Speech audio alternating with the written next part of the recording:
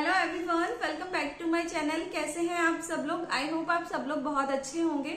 मैं भी बहुत अच्छी हूँ। आज मैं आप लोगों को अपने बारे में बताना चाहती हूँ कि मेरी जो लाइफ है वो कैसी चल रही है, उसमें कितने मेंबर हैं, अपने मायके के बारे में, ससुराल के बारे में, अपने हस्बैंड के बारे में। ये सारी चीजें आज मैं आपको बताऊंगी। तो शुरुआत करते हैं कि मैं कहाँ पे रहती हूँ। मैं आपको बताना चाहती हूँ कि वैसे मैं दिल्ली से बिलोंग करती हूँ। मेरी जो शादी है वो फरीदाबाद में हुई थी। मेरा जो मायका है वो दिल्ली में है, और मेरे मायके में मैं बात करूँ तो सिर्फ मेरी सिस्टर है अभी। मेरी जो मदर है वो 2018 में एक्सपायर हुई थी, एंड मेरे जो फादर हैं वो 2021 में एक्सपायर हुए थे।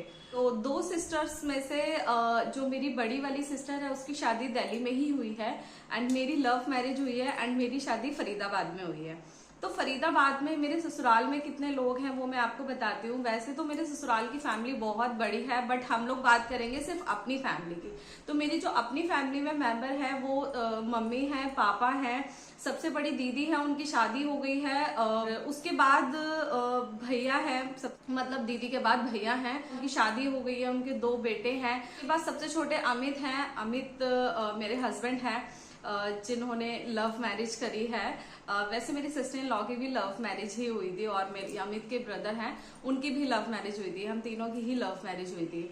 तो अभी तक की मेरी लाइफ बहुत अच्छी चल रही है। मेरी जब शादी हुई थी तो सबसे पहले जो मैं शिफ्ट हुई थी, मैं चेन्नई में शिफ्ट हुई थी, क्योंकि यहाँ पे फरीदाबाद में मेरी शादी हुई थी, बट मेरे हस्बैंड की जो जॉब थी वो चेन्नई में थी। मेरे हस्बैंड क्या जॉब करते थे वो मैं आपको बताती हूँ। मेरे हस्बैंड की जो पहली जॉब थी वो एज अ कॉन्ट्रैक्ट बेस वो रेलवे में जॉब करते थे चेन्नई में। तो आपको पता है बीच में लॉकडाउन लगा था। लॉकडाउन की वजह से बहुत सारी चीजें हैं जो खराब हुई थी। बहुत सारी फैमिलियों के बीच में ऐसी प्रॉब्लम्स हुई थी। वही प्रॉब्लम एक हमारे साथ भी हुई थी कि मेरे हस्बैंड का उस टाइम का जो कॉन्ट्रैक्ट था वो 5 साल का था, बट 5 साल से पहले ही उन्होंने 1 साल में कंप्लीट कर दिया था। मतलब आगे 5 साल कॉन्ट्रैक्ट जो था उनका वो कंटिन्यू नहीं किया था। तो 1 साल में जब उन्होंने हमारा मतलब मेरे हस्बैंड का जो कॉन्ट्रैक्ट था वो खत्म किया, तो उसके बाद फिर हम लोग दिल्ली शिफ्ट हो गए थे।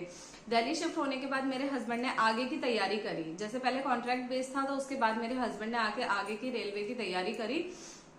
उसके बाद मैंने जॉब करी। मैं जब दिल्ली शिफ्ट हुई, मैं शादी से पहले भी काफी टाइम मैंने जॉब किया है, और शादी के बाद फिर मैंने दोबारा जॉब ज्वाइन किया था।